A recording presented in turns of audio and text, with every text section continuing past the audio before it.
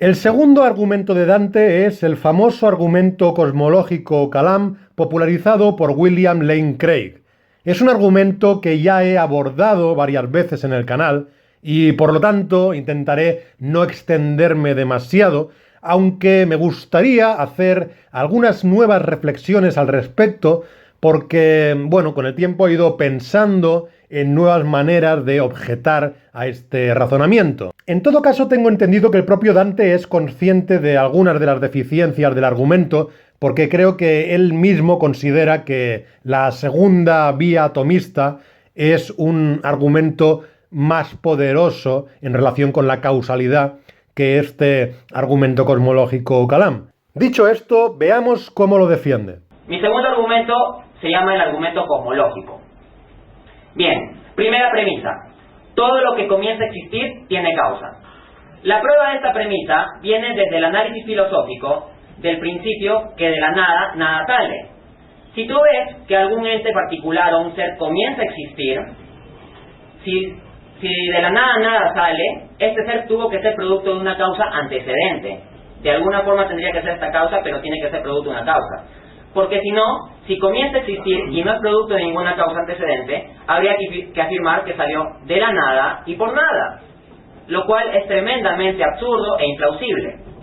Bien, por el momento todavía no voy a decir si acepto o no acepto esta primera premisa, porque creo que en el argumento cosmológico Kalam hay un problema de definición de conceptos, concretamente el concepto de empezar a existir. Creo que debería definirse de forma mucho más precisa para poder decir si la premisa que falla es la primera o la segunda. Así que por el momento lo que voy a hacer es simplemente explicar un poco esta primera premisa. Bien, la premisa de que todo lo que empieza a existir tiene una causa, pues yo creo que puede defenderse básicamente por dos vías. Una sería la vía inductiva, que consistiría en observar la realidad empírica y constatar que todas aquellas cosas que empiezan a existir han sido precedidas en el tiempo por algún acontecimiento que podemos inferir que ha causado la existencia de esa cosa. Entonces eso en principio lo observamos para prácticamente todo aquello de lo que podemos alegar que ha empezado a existir. Y por lo tanto, pues por mera inducción, parecería que lo más razonable sería concluir que todo lo que empieza a existir ha sido precedido por una causa.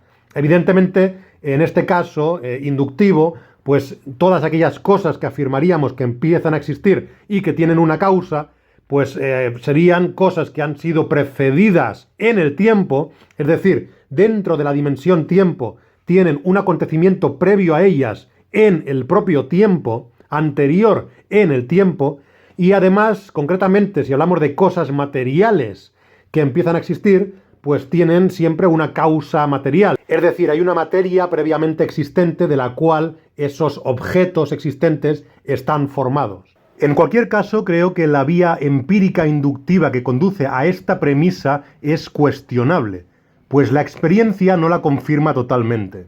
Dado el principio de conservación de la materia-energía, parece que todo cuerpo material compuesto que empieza a existir como construcción compuesta tiene una causa material previa, porque está hecho de materia previamente existente.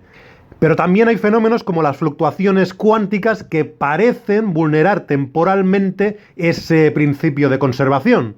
Las fluctuaciones cuánticas son fenómenos aparentemente aleatorios, por lo que no sabemos si tienen una causa previa que determine que sucedan en un lugar y momento concreto. Y estos fenómenos derivan en la aparición espontánea de partículas. Por lo que en este caso tenemos algo que empieza a existir y que no hemos constatado que tenga una causa. Aún así, esto podría considerarse meramente anecdótico porque esta no es mi principal objeción contra esta premisa ni contra el argumento. Por otra parte, habría otra manera de defender esta primera premisa, que no sería empírica ni inductiva, que consistiría pues en afirmar que de la nada, nada sale. Y este razonamiento, a mi juicio, implica pues casi una especie de juego de palabras muy sutil, por el que parece que se esté afirmando que la nada es algo. Eso sí, sería algo que no tendría ninguna propiedad, ningún atributo, ningún potencial, y que por lo tanto ese algo que es la nada, al no tener ninguna capacidad, ninguna propiedad, ninguna potencialidad, pues no podría causar cosas. Y por eso se dice que la nada no genera cosas, no causa cosas. Esto es evidente. La nada no es nada, es decir, no es algo y no genera cosas. Pero a mi juicio esto es una especie de juego de palabras para que el contrario en el debate pues tenga que defender o que imaginar una especie de nada que causa positivamente cosas, es decir, una nada que tiene potencial, que tiene capacidad productiva. De hecho, creo que hay muchos ateos y agnósticos que caen en esta trampa y acaban pues defendiendo que hay una nada que produce cosas, o que el universo surgió a partir de la nada, o que surgió de la nada, que lo causó la nada. Y bueno, pues a mi juicio esta es una manera conceptualmente errónea de defender las cosas. Yo, por ejemplo, en el caso del universo, nunca defendería que el universo surgió de la nada, porque eso implica imaginar una nada anterior al universo y que esa nada anterior ha producido el universo, que lo ha causado. Esto es, a mi juicio, conceptualmente erróneo. No hay un momento anterior al universo. Simplemente el tiempo tiene un momento inicial y eso no implica que previamente al momento inicial tenga que haber una nada generadora de ese momento inicial. Entonces, esto nos lleva a la premisa 2. La premisa 2 del argumento cosmológico es: el universo comenzó a existir. Voy a dar una evidencia científica y una evidencia filosófica sobre esta premisa. Comencemos con la filosófica. Si el universo ha existido siempre, dado que la dimensión temporal es una dimensión del universo, tendremos que hablar de un tiempo infinito. O si quieren olvidarse de los problemas del tiempo, pueden hablar de un conjunto infinito de eventos, porque el universo había existido siempre.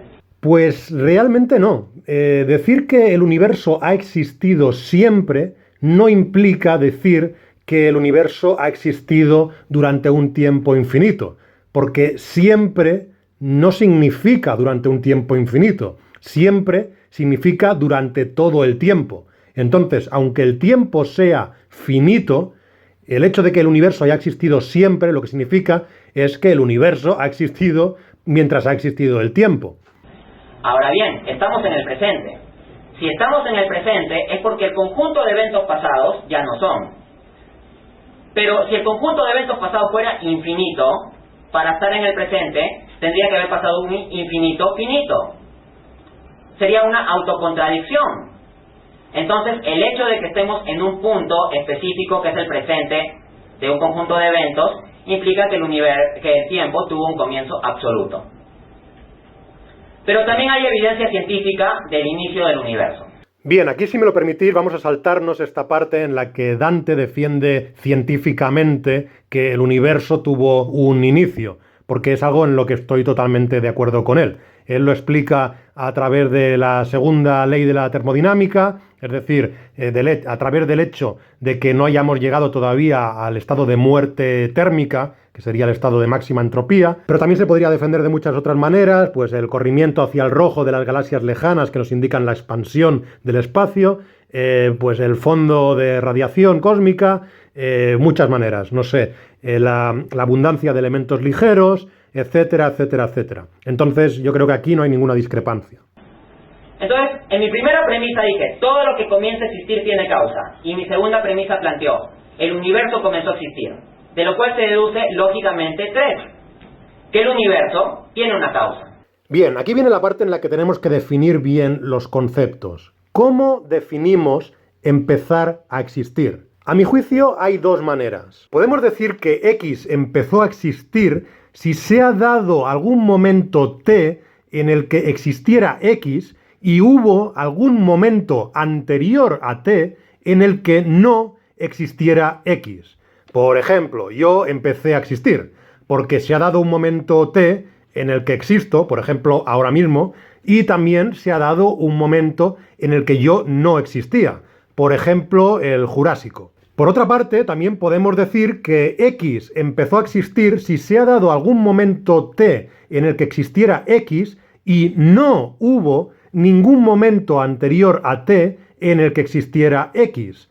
Por ejemplo, yo empecé a existir porque se dio un momento T en el que yo existía y que no estuvo precedido por ningún momento anterior en el que yo existiera. Por ejemplo, el momento exacto de mi concepción. En ese momento yo existía y no hubo ningún momento anterior en el que yo existiera. Estas dos definiciones de la idea de empezar a existir pueden parecer muy similares, es decir, la diferencia entre ambas puede parecer muy sutil, pero lo cierto es que son claramente distintas. Es decir, desde la primera definición podríamos concluir que el universo no empezó a existir.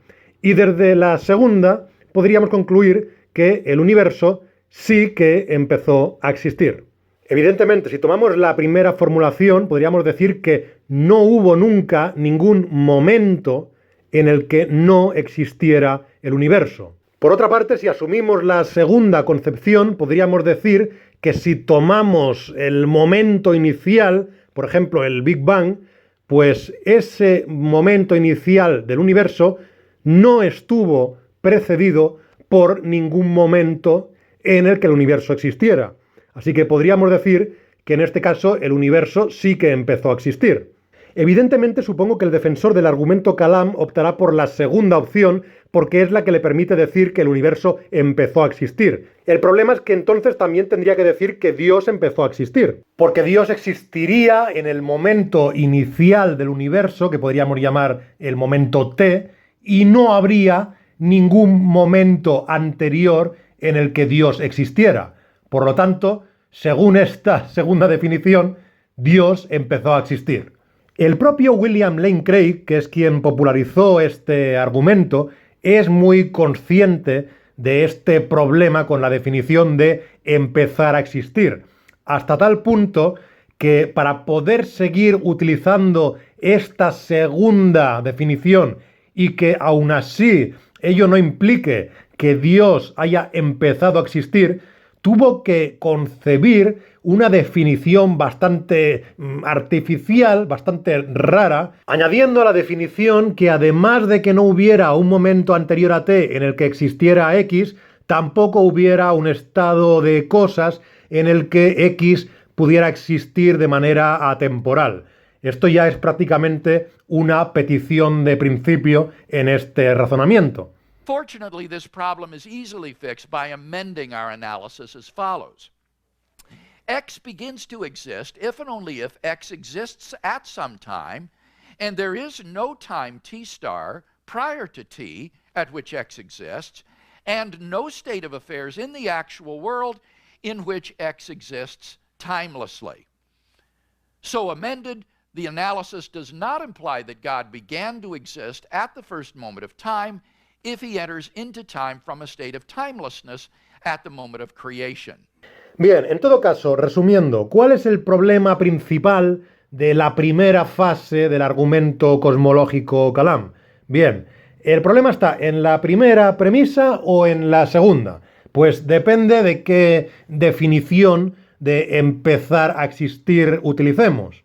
Si tomamos la primera definición de empezar a existir, entonces la premisa del Kalam que está mal es la segunda premisa, porque es la que nos dice que el universo empezó a existir. Pero con esta definición de empezar a existir, el universo no habría empezado a existir. Si tomamos la segunda definición de empezar a existir, entonces la premisa que está mal es la primera, es decir, la de que todo aquello que empieza a existir tiene una causa. ¿Por qué estaría mal? Pues porque tomando esta segunda definición de empezar a existir, estaríamos asumiendo que el universo, incluido el tiempo, empezaron a existir. Y decir que el tiempo tiene una causa es, a mi juicio, absurdo. El tiempo es precisamente el marco en el que acontecen las causas y los efectos. Es la dimensión a lo largo de la cual se suceden las causas una tras otra. Por lo tanto, a mí se me hace realmente absurdo decir que el tiempo tiene una causa. Eso implica trasladar un fenómeno que vemos que acontece dentro del marco del tiempo a algo exterior al tiempo y que además es la causa del tiempo. Por supuesto, muchos teístas consideran que esto lo pueden resolver recurriendo a una abstracción que ellos llaman causalidad ontológica. Es decir, que hay causas que no son temporales, sino que son ontológicas. Pero claro, llegar a esa idea abstracta de la causalidad ontológica, cuando las premisas que has utilizado, por lo menos en su parte inductiva y empírica, se basan en la causalidad temporal, es algo totalmente injustificado. La causalidad que conocemos respecto a las cosas que empiezan a existir es una causalidad temporal. Son causas precedentes en el tiempo. Está totalmente injustificado inferir a partir de ahí que hay otra cosa totalmente distinta, que son las causas no temporales, las causas ontológicas. Un ejemplo que yo considero muy ilustrativo para explicar esto de las causas y el tiempo es el de los peces en el agua. Imaginemos que un pez un día pues se da cuenta de que todo lo que ve está rodeado de agua. Cuando mira a los otros peces ve que están rodeados de agua, también ve que las piedras están rodeadas de agua, las algas están rodeadas de agua, él mismo está rodeado de agua, y entonces ese pez concluye que, por lo tanto, el mar tiene que estar también rodeado de agua. Porque claro, por lo que él observa, todo está rodeado de agua. Entonces, el propio mar, igual que todo lo demás, debería estar rodeado de agua. Evidentemente sabemos que la conclusión de ese pez es falsa y además es absurda. Cuando el pez ve que todas las cosas están rodeadas de agua, es ridículo que concluya que el mar está rodeado de agua, porque el mar es precisamente ese agua que está rodeando todas las cosas. Bien, pues en este caso podríamos hacer una analogía y decir que aquí sucede lo mismo. Cuando alguien observa a su alrededor y ve que todo lo que empieza a existir tiene una causa, pues si concluye que el tiempo también tiene una causa, está prácticamente incurriendo en el mismo absurdo que ese pez. Porque el tiempo es precisamente el marco en el que acontecen las causas y las consecuencias. Muchos hemos considerado en algún momento que la manera más efectiva de refutar esta primera fase del Kalam es recurrir a la teoría B del tiempo, porque claro, incluso el propio Craig reconoce que si la teoría B del tiempo fuera cierta, entonces el Kalam no funcionaría.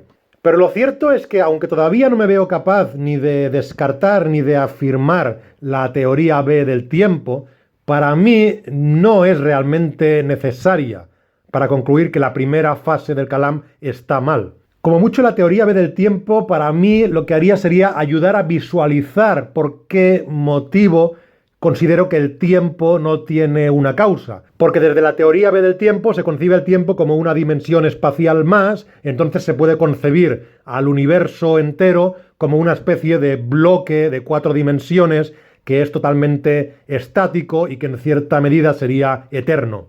Bien, en todo caso, por todo lo que he argumentado, pues a mi juicio no queda demostrado que el universo tenga una causa. Ahora debemos analizar cuál sería la causa del universo. Aquí podemos apelar al análisis filosófico de un teorema científico, el teorema de singularidad espacio-temporal Hawking-Perons. El teorema de singularidad espacio-temporal nos dice que el conjunto de la materia y la energía vinieron a la existencia junto con el tiempo y el espacio mismos. Entonces, luego de la singularidad del Big Bang está todo el conjunto de tiempo y espacio. Ahora, si el conjunto del tiempo y el espacio tuvieron una causa, si la totalidad del tiempo y el espacio tuvieron una causa, esta causa debería ser atemporal y aespacial. Entonces, debemos tener un ente precedente a nivel ontológico que sea la causa del universo, un ente que pueda ser atemporal y aespacial, y con capacidad creadora, no puede ser una mera abstracción. Y yo creo que el análisis filosófico de esto nos lleva a la conclusión de que esta causa se corresponde razonablemente con Dios. Luego, Dios existe. Suponiendo que en la primera fase del argumento Kalam Dante hubiera conseguido demostrar que el universo tiene una causa, esta sería la manera en la que intentaría defender que esa causa tiene que ser lo que llamamos Dios. Nuevamente, como pasaba con el argumento anterior, yo creo que Dante no desarrolla demasiado bien esta segunda fase del razonamiento. Quizás sea por falta de tiempo, pero en todo caso, por lo que dice aquí, pues yo creo que sería totalmente imposible concluir que la causa del universo tenga que ser un ser personal. Es decir, por mucho que hubiéramos deducido que el universo tiene una causa, no veo cómo con los argumentos de Dante podríamos llegar a concluir que esa causa tiene que ser personal, es decir, que tiene que ser un ser consciente, un ser inteligente, con voluntad, con intenciones, etc. Me sorprende que Dante en este punto se haya fijado especialmente en el hecho de que la causa del universo debería ser atemporal y aespacial.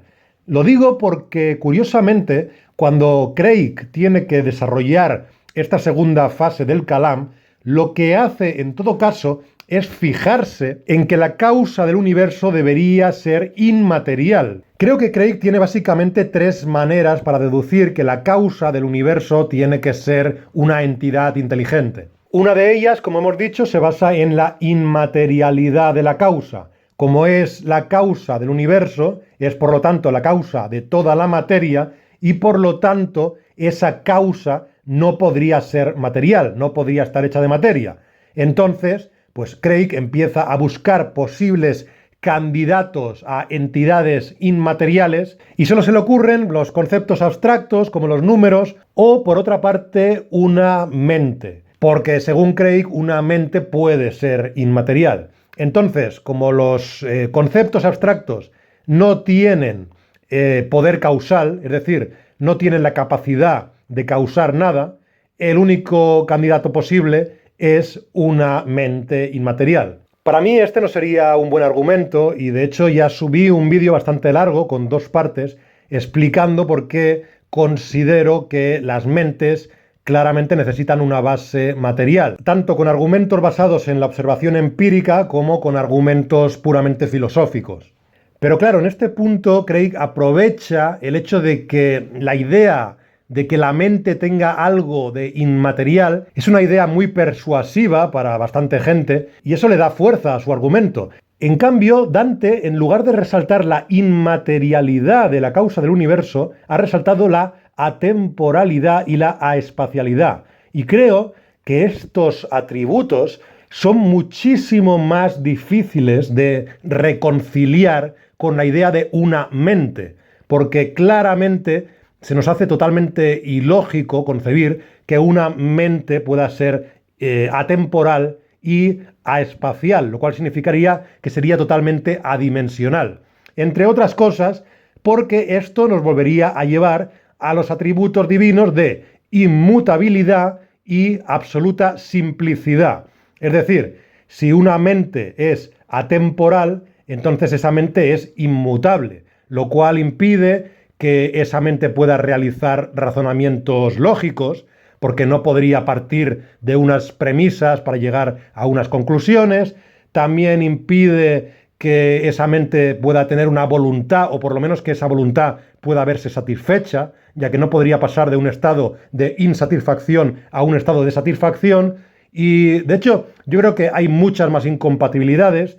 Y además, pues volveríamos al tema de que no podría tener una pluralidad de conocimientos diferenciados. Porque claro, una hipotética mente que no esté hecha de materia ni de ninguna otra cosa equivalente a la materia y que no ocupe dimensiones ni ninguna otra cosa equivalente a las dimensiones en las que pueda separarse unas entidades de otras, pues necesita ser también nuevamente una mente absolutamente simple y por lo tanto no puede albergar una pluralidad de conocimientos. Hay otras maneras en las que Craig intenta defender que la causa del universo tendría que ser inteligente. La segunda manera creo que es la que se basa en la idea de un agente con libre albedrío. Es decir, si concluyéramos de algún modo que la causa del universo es de hecho una primera causa incausada, entonces esa causa no podría estar determinísticamente condicionada por nada previo a ella. Y por lo tanto, al no haber unas condiciones determinantes de nada de lo que haga esa causa, podría llegar a inferirse que esa causa debería estar dotada de lo que llamamos libre albedrío, lo cual la convertiría en un agente consciente.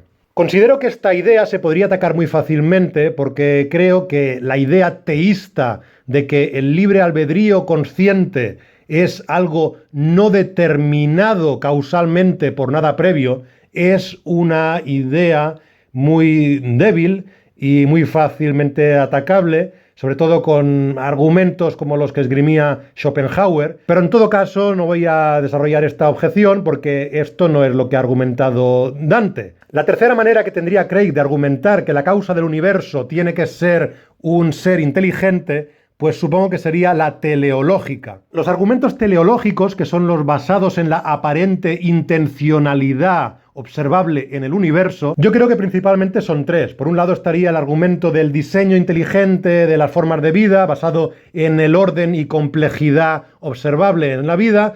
Por otra parte estaría el argumento del ajuste fino de las constantes físicas en el universo. Y en tercer lugar estaría la quinta vía atomista, que se basaría en la causa final aristotélica o, por decirlo de otro modo, en la regularidad causal.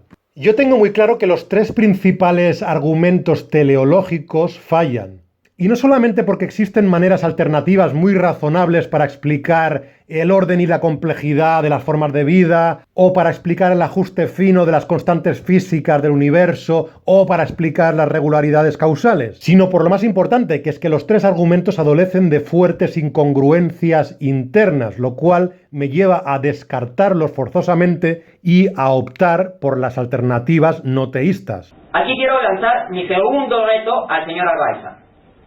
Señor Arbaiza, lo reto a que me explique cómo un universo que es temporalmente acotado, no, puede ser infinito en el futuro, puede seguir, no hay problema, pero que es temporalmente acotado en el pasado al menos, pudo generarse a sí mismo sin necesidad de un creador. Considero que aquí Dante ha introducido un pequeño hombre de paja, seguramente sin mala intención, pero en todo caso parece que le pregunta a su contrincante ateo cómo pudo el universo generarse a sí mismo, es decir, cómo pudo causarse a sí mismo, lo cual implicaría un absurdo lógico que es la causa sui.